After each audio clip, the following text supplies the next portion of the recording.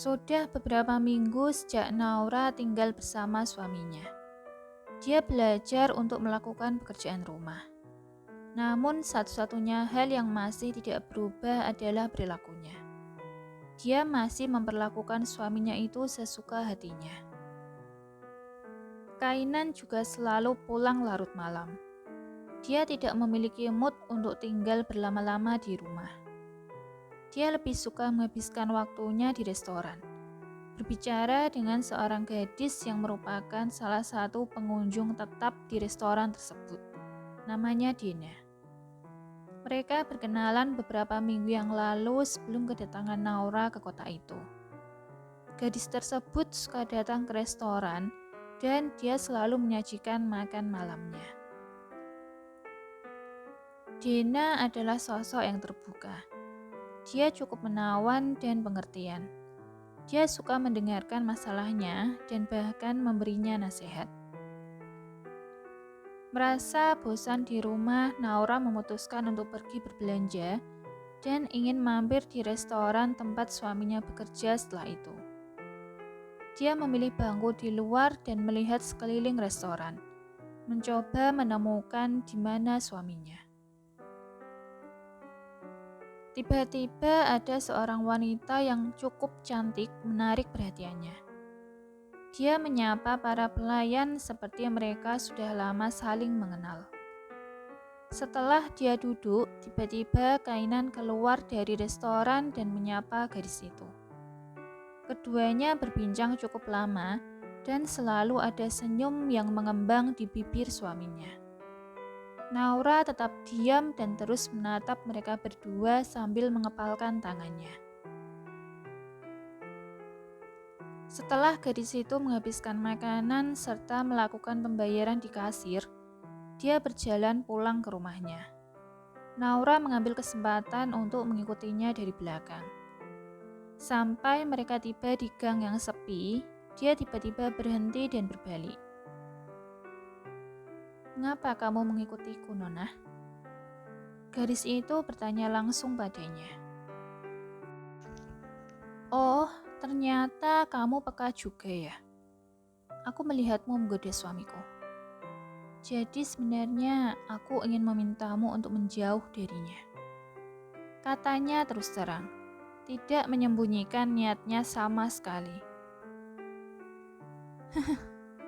"Apakah kamu tidak malu menggoda suami wanita lain?" Katanya lagi. "Dia sudah menceritakan semuanya padaku. Kamu kan yang memaksanya untuk menikah. Bukankah kamu yang seharusnya merasa malu? Di mana harga dirimu sebagai seorang wanita?" Dia menyeringai. "Kamu, tidak ada hubungannya denganmu. Aku memaksanya atau tidak. Lebih baik kamu menjauh darinya. Dia adalah suamiku." "Benarkah? Aku tidak akan melakukannya. Tapi kamu bisa mencoba membuat suamimu menjauh dariku. Itu pun jika dia mau." Dia tersenyum mengejek dan meninggalkannya setelah itu. Naura ingin menangis di sana. Dia mengencangkan kepalan tangannya, mencoba menahan air mata supaya tidak jatuh. Begitu Kainan membuka pintu, Naura melemparnya dengan bantal sofa. Apalagi yang salah denganmu?" Dia mengambil bantal tersebut dan mengembalikannya ke sofa.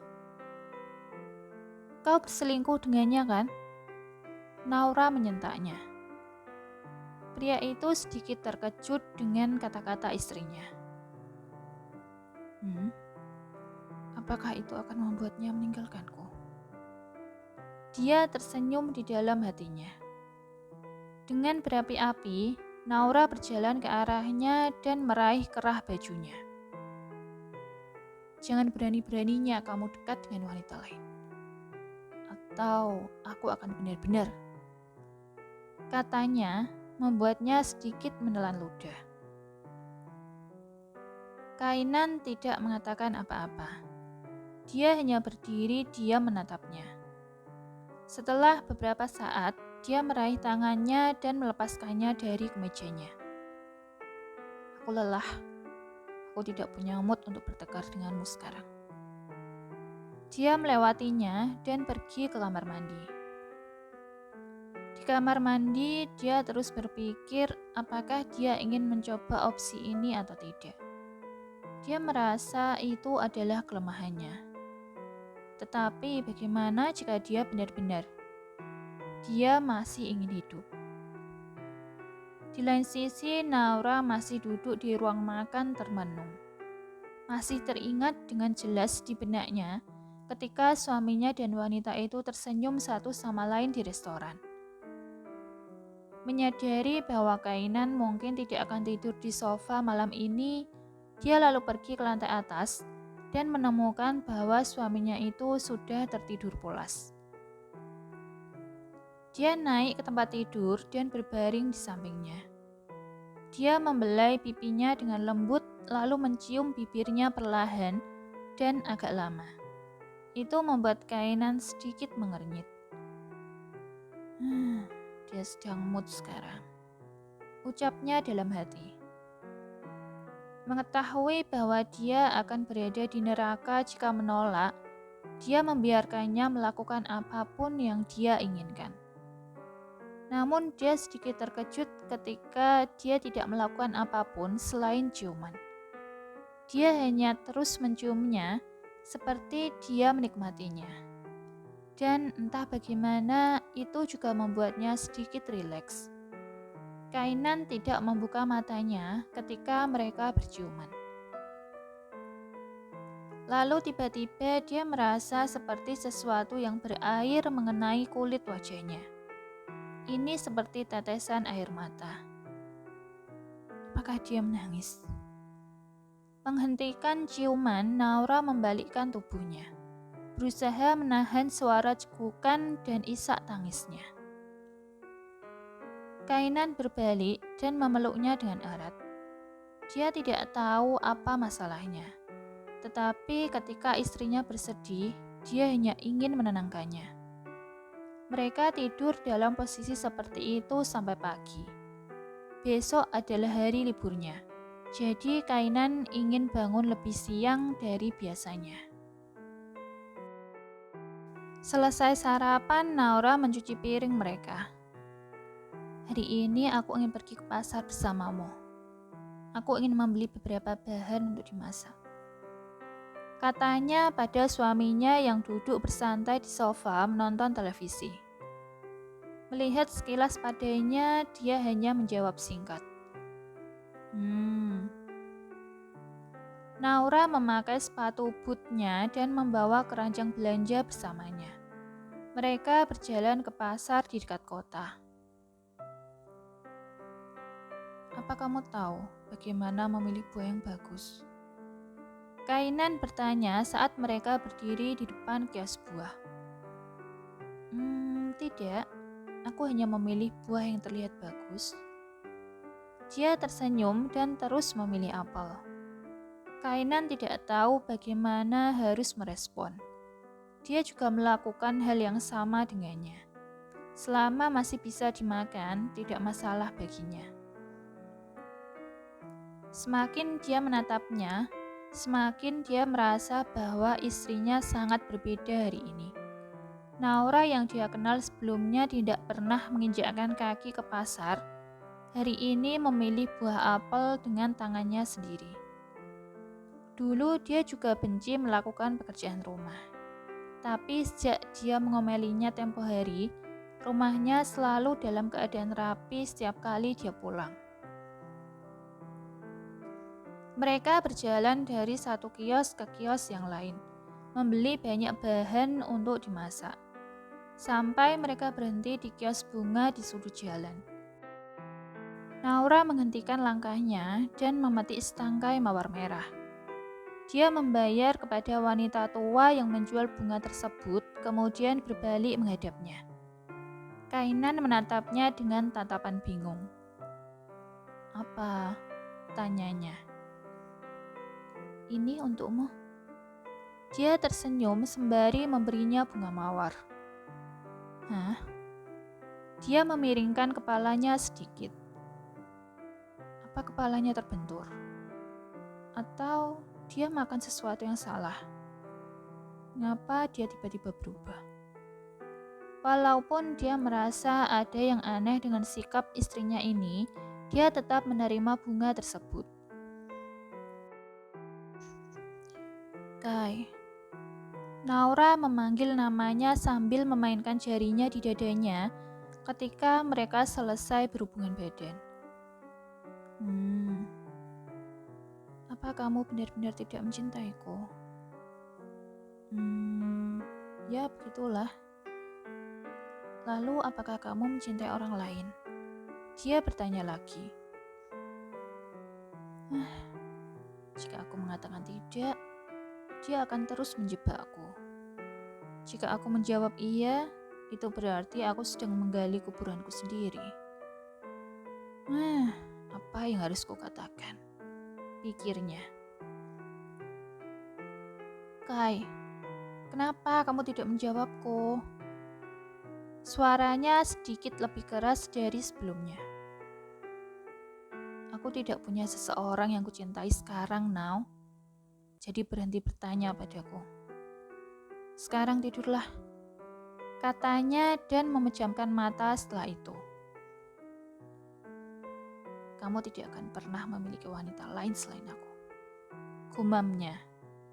Kainan masih bisa mendengarnya karena dia belum benar-benar tertidur. Dia menghela nafasnya. Yah, inilah istriku yang galak. Keesokan paginya, saat Nadine membuka mata, dia menatap Dev yang sudah menatapnya. Pagi, katanya. Matanya kemudian melihat ke tubuh dan lengannya yang penuh dengan balutan perban.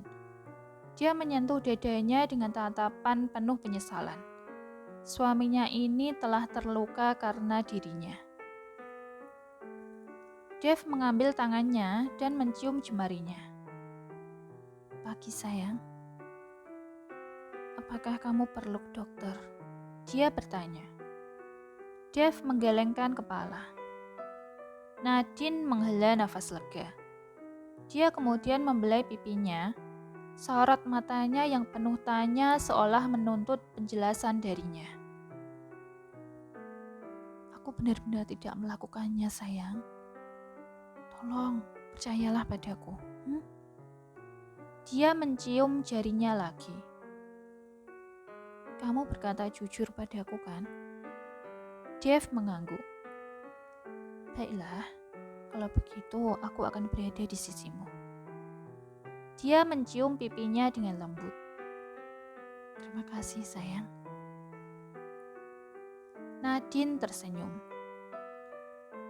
Tidak apa-apa, Nadine. Toh hidupmu tidak akan lama lagi. Jadi berbahagialah dengannya selagi masih bisa. Hiraukan hal-hal yang tidak penting. Tutup matamu. Ucapnya dalam hati.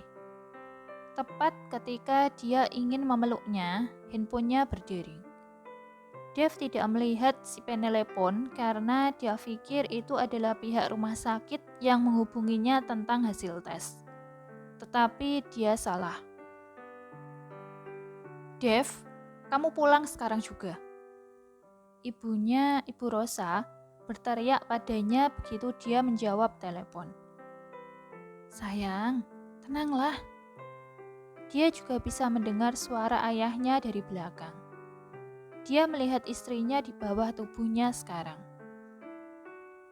Nadine mengerutkan kening sejenak. Kami akan kembali besok, Ma. Jika kamu tidak berani pulang. Ibunya memperingatkannya sebelum memutuskan panggilan. Dia kemudian melihat handphonenya, ada satu pesan dari adiknya. Dia membuka dan membacanya lalu tersenyum simpul. Sementara istrinya masih menatapnya. Sayang, bagaimana kalau besok kita mengunjungi mertuamu? Dia membuka mulutnya ingin menjawab iya. Namun segera Dev menciumnya ketika dia memiliki celah. Kali ini aku ingin kamu ikut denganku. Mari kita selesaikan masalah ini. Nadine mengangguk pelan. Dev menghubungi nomor adiknya sembari menunggu istrinya di kamar mandi. Dia duduk di kursi rotan di balkon melihat pemandangan hijau. Halo Bawel, katanya setelah Hazel mengangkat panggilan darinya. Oho, kukira kakak sudah lupa padaku.